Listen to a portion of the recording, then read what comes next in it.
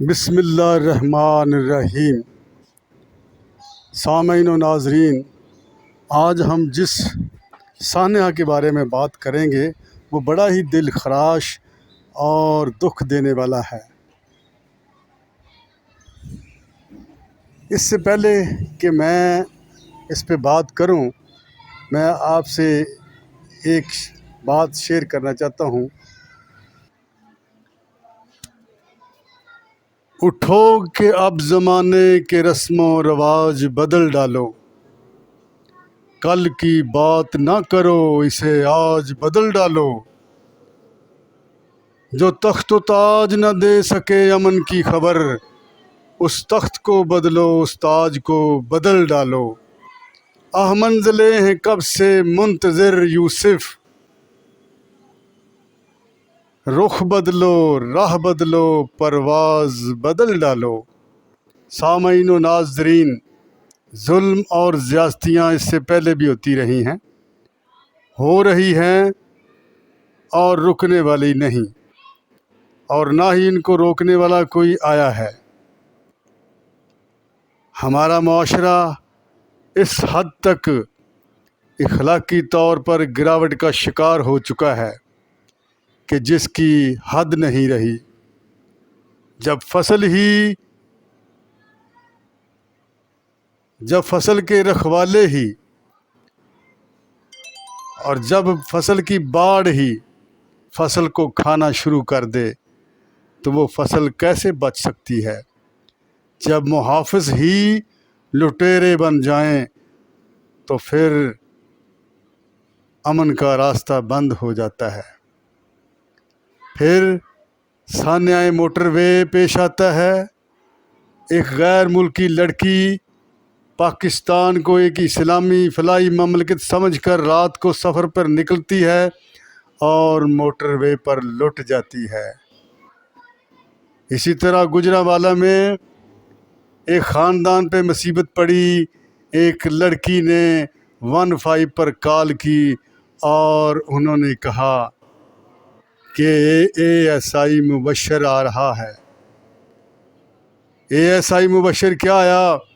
عزتیں لٹ گئیں، وقار خاک میں مل گئے، زندگی تماشا بن گئی، مگر حکومتی کارندوں کے کان پر جوں تک نہ رینگی۔ کیا ہوگا؟ ASI مبشر کو معطل کر دیا جائے گا، ڈسمس فرام سروس نہیں کیا جائے گا، چند دن کھیل تماشا ہوگا اور پھر اس کو بحال کر دیا جائے گا۔ پولیس والے کو اپنے آدمی بچا لیں گے، مگر لڑکی کی اس خاندان کی عزت ہمیشہ کے لیے لٹ گئی، وہ نہ بچے گی۔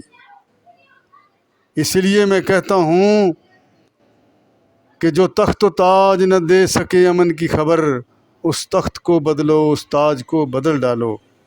یہ دیکھیں، میں آپ کو اس ویڈیو میں بتانے جا رہا ہوں، میڈیا پہ بھی 92 میں بھی اس کی بات کی گئی ہے، اور اس کے بعد جو ہے اس کے بارے میں تفصیلاً اس کا انٹرویو بھی سنیے، اور آ جائیے لبیک یا رسول اللہ، لبیک یا رسول اللہ کی طرف۔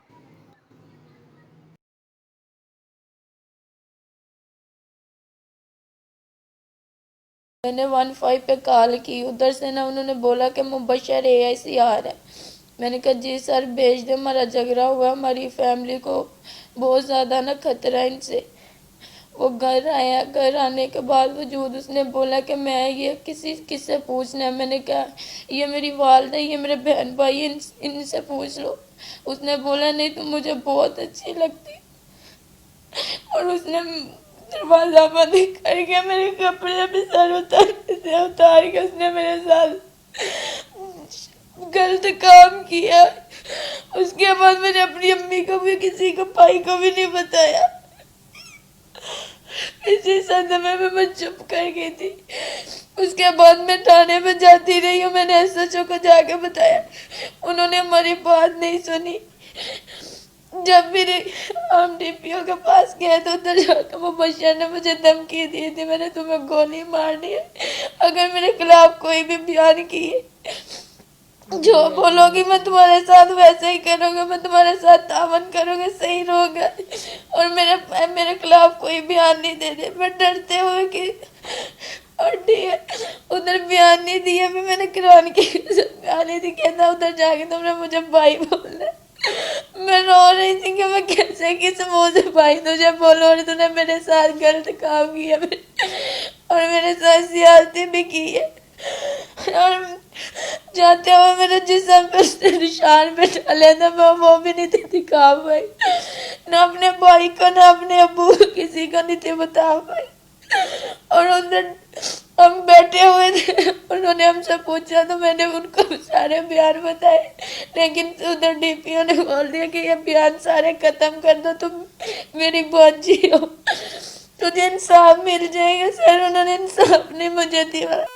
गुजरांवाला में लड़की ने पुलिस अफसर पर मुबैना ज्यादती का इल्जाम लगा दिया। लड़की ने उबाशों के साथ झगड़े पर पुलिस से राब्ता किया, लेकिन एएसआई मुबशर ने दौरान तफ्तीश ज्यादती का निशाना बना डाला। लड़की का इस हवाले से क्या कहना है, आइए जानते हैं। मैंने 15 पे कॉल की, उधर से ना उन्होंने बोला कि मुबशर एआईसी आ रहा है। मैंने कहा जी सर भेज दो, हमारा झगड़ा हुआ, हमारी फैमिली को बहुत ज्यादा ना खतरा है इनसे।